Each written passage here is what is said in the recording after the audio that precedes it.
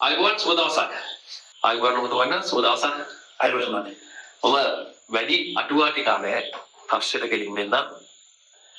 ජනාධිපති අරුණ කුමාර දිසානායක ඔබව මුණ නොහැදුනොත් ඔබ හම්බෙන්නාවේ නැත්තම් කියන තැන දැන් අපි මේ කතා කරන්නේ. ඔබව හමු නොවුනොත් මොකක්ද වෙන්නේ? මන්දේ කාරණා දෙකක් හිතුවේ. එකක් තමයි භූමිකම්පා රැල්ල. ඒ භූමිකම්පා රැල්ල ප්‍රබල භූමිකම්පාවක් වෙන්න පුළුවන්. මිනිස්සුන්ට විපතක් වෙන්න. මේ භූමිකම්පා ඇතිවීම තව ටික දවසකින් කොහොමද මෙරට වෙනවා. ඒක ස්ථිරයි.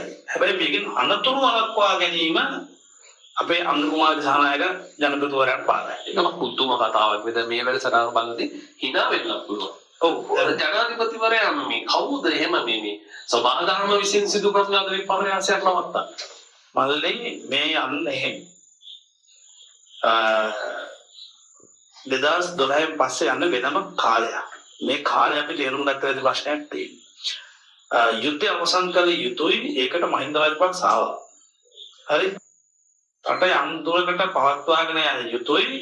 ඒකට එක් නායකයෝ තාවකාලික නායකයෝ නේ. තුන්දෙනෙක් පත් වුණානේ තාවකාලික නායකයෝ තුන්දෙනෙක් පත් වුණානේ හතරවෙනි තමයි ඉන්නේ. තාවකාලික ඉඳන නායකයා. හරිද? එතුමාගේ කාලේ දීර්ඝ කර ගැනීම එතුමා සතු වගකීමක්. හරිද? එහෙම නැත්නම් මේ දැන් ඇත්තටම අරගලේ වෙනාලේ මිනිස්සු මරුන්නේ නැහැ නේ මල්ලි. දෙන්නේ තුන්දෙනෙක් නැතුනේ.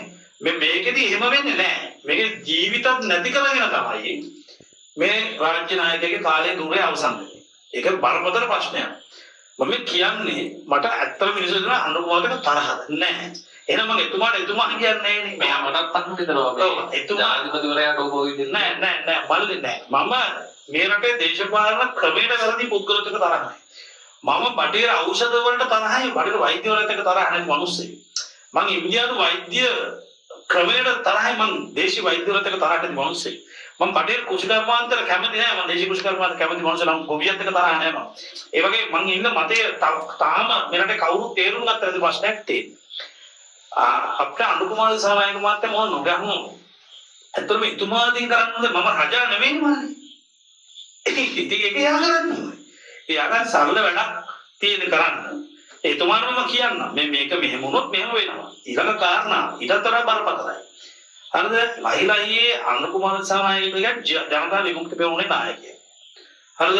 NPP ගේ නායකයා. මේ NPP සහ JVP කියන දෙකක් වань දන්නවා. හරිද?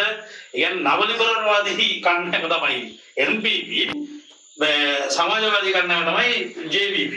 එතකොට දැන් මේකෙදි පක්ෂය තුල දෙදරායන් අරුබුද අරගල ජනතාවගේ කලකෝලාහල කියන දේවල් එනවයි කියලා කට්ටිය කියලා තිබ්බා. මම ඒවා කියන්නේ නැහැ ඒ නිසා. හරිද?